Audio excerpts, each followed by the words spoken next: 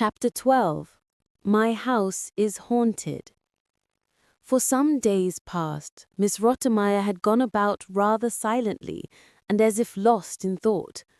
As twilight fell, and she passed from room to room or along the long corridors, she was seen to look cautiously behind her and into the dark corners, as if she thought someone was coming up silently behind her and might unexpectedly give her dress a pull. Nor would she now go alone into some parts of the house.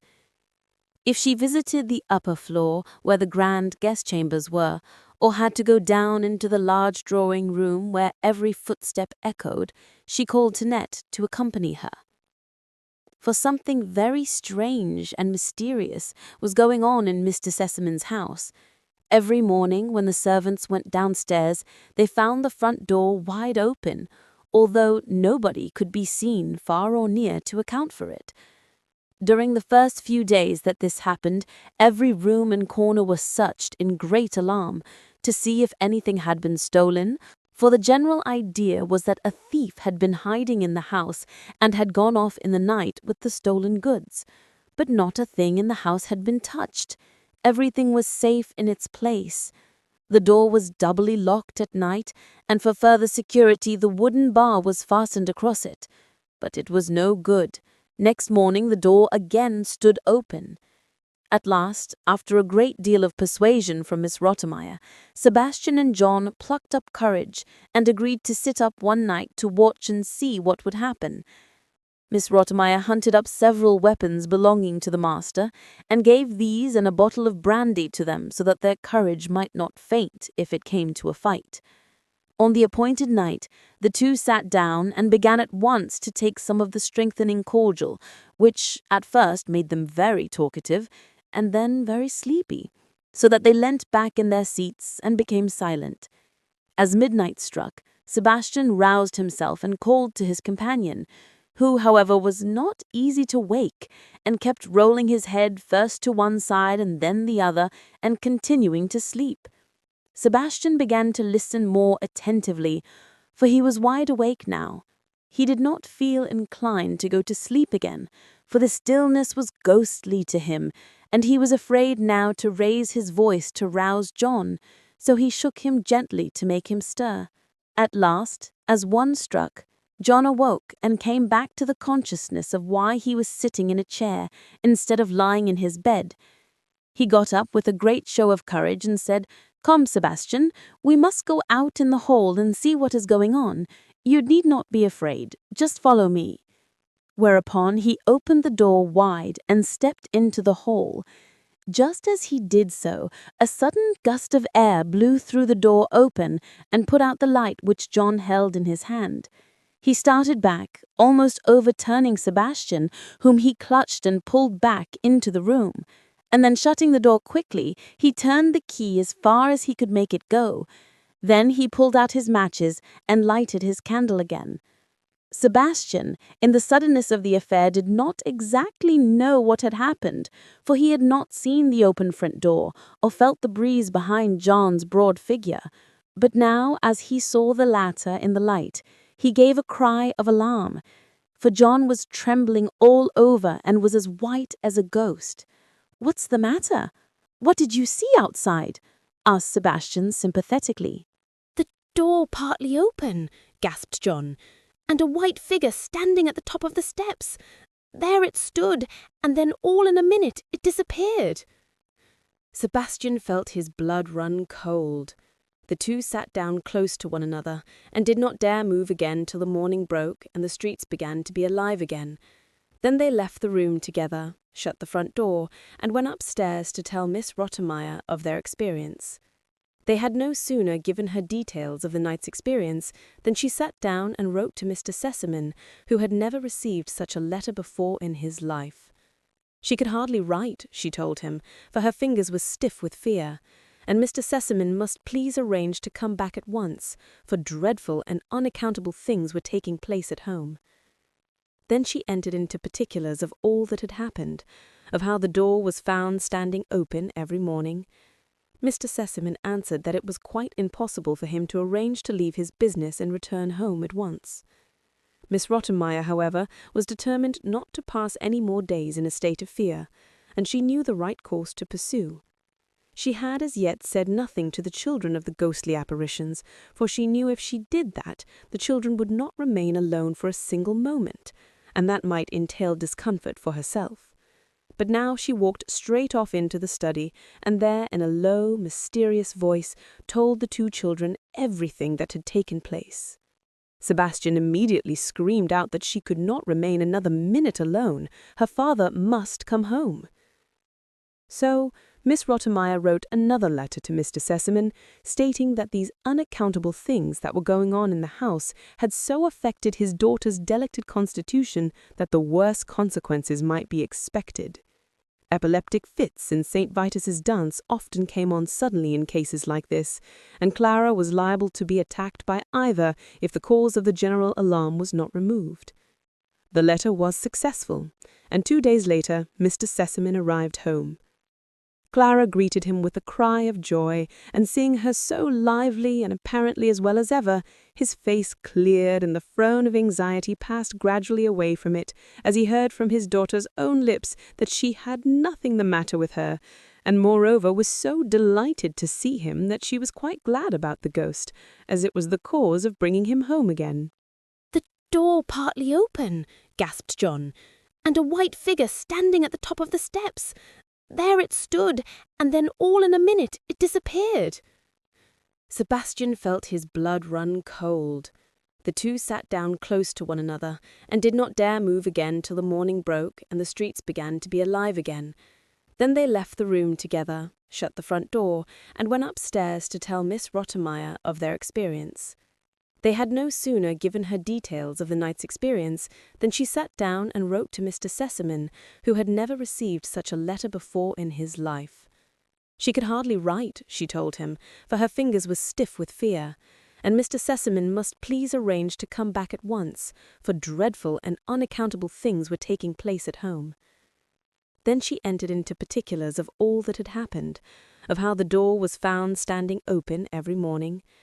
Mr. Sesemann answered that it was quite impossible for him to arrange to leave his business and return home at once. Miss Rottenmeier, however, "Well, if that is so, I will show you and John tomorrow morning how ghosts look in the daylight.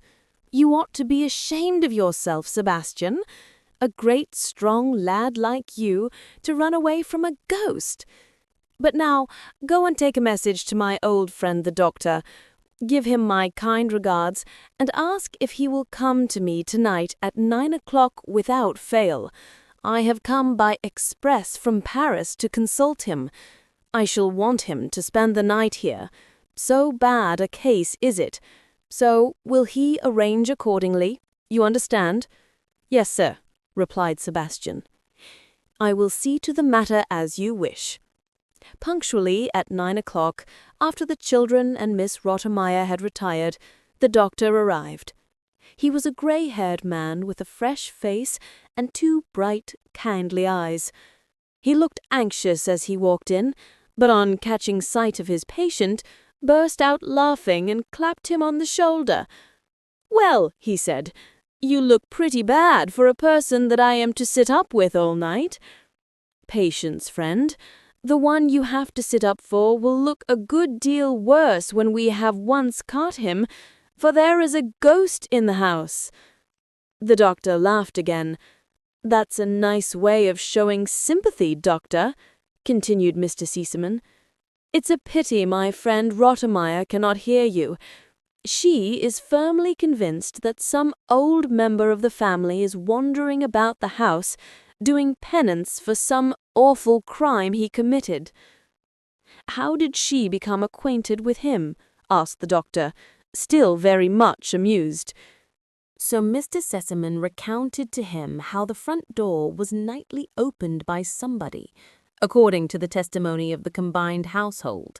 The whole thing was either a joke gotten up by some friend of the servants, just to alarm the household while he was away, or else it was a thief, who, by leading everybody at first to think there was a ghost, made it safe for himself when he came later to steal, as no one would venture to run out if they heard him.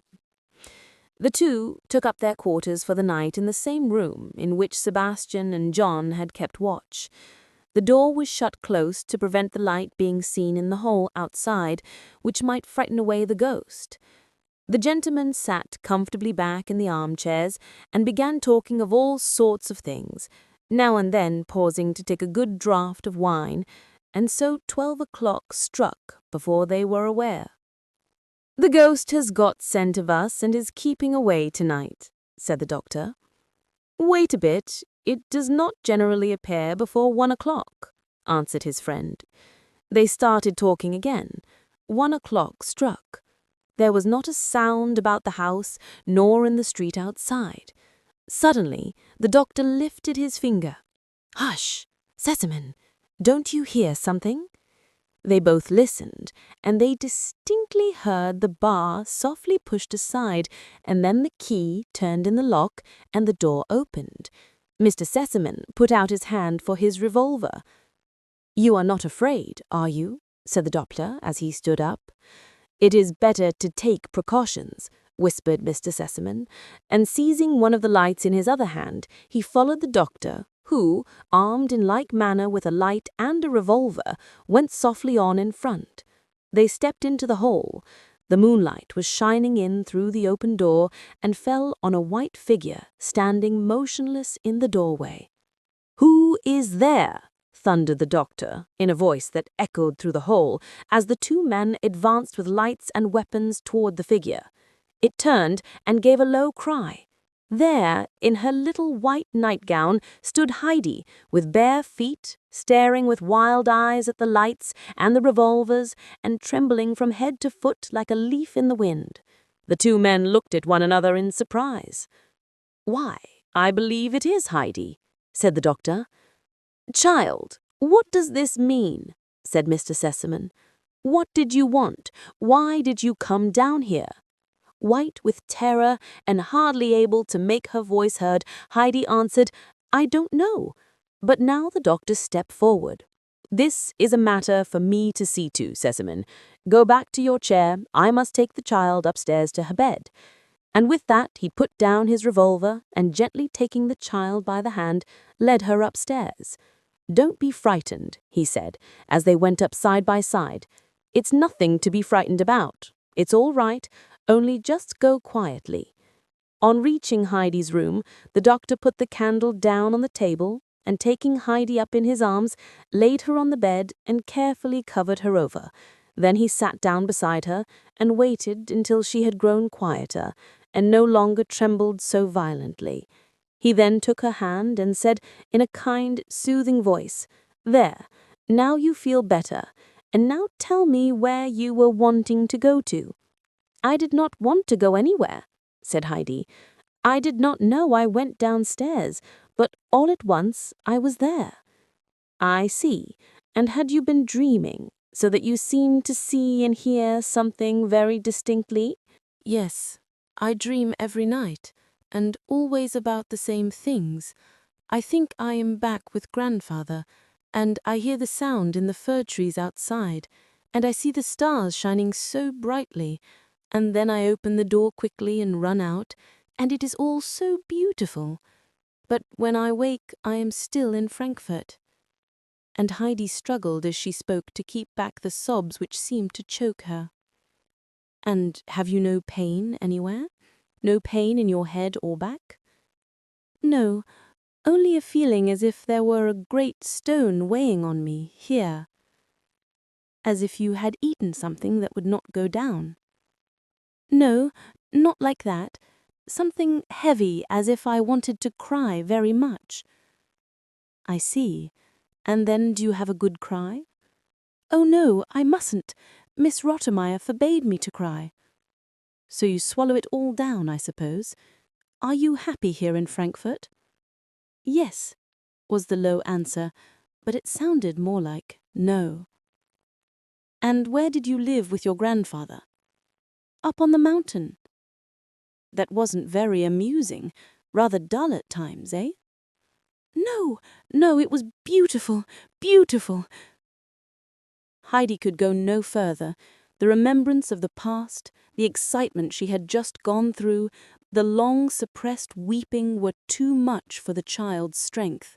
The tears began to fall fast, and she broke into violent weeping. The doctor patted her head kindly. There, there, go on crying. It will do you good. And then go to sleep. It will be all right tomorrow. Then he left the room and went downstairs to Mr. Sesemann. When he was once more sitting in the armchair opposite his friend, "Sesemann, let me first tell you that your little charge is a sleepwalker.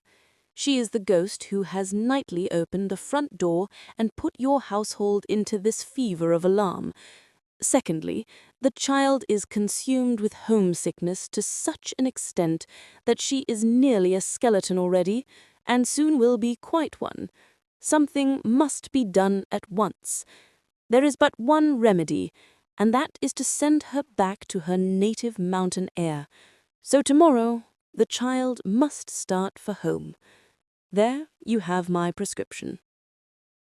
Mr. Sesemann had risen, and now paced up and down the room in the greatest state of concern. "What?" he exclaimed. "The child a sleepwalker and ill? All this has taken place in my house, and no one noticed it. And you mean, doctor, that the child who came here happy and healthy, I am to send back to her grandfather a miserable little skeleton? I can't do it. You cannot dream of my doing such a thing. Take the child in hand, do with her what you will, and make her whole and sound, and then she shall go home. But you must cure her first." "Sesemann," replied the doctor, "the illness of the child's is not one to be cured with pills and powders. The child has not a strong constitution. But if you send her back at once, she may recover in the mountain air. If not, you'd rather she went back ill than not at all." Mr. Sesemann stood still. The doctor's words were a shock to him. "If you put it so, doctor, there is assuredly only one way, and that is to send her home at once."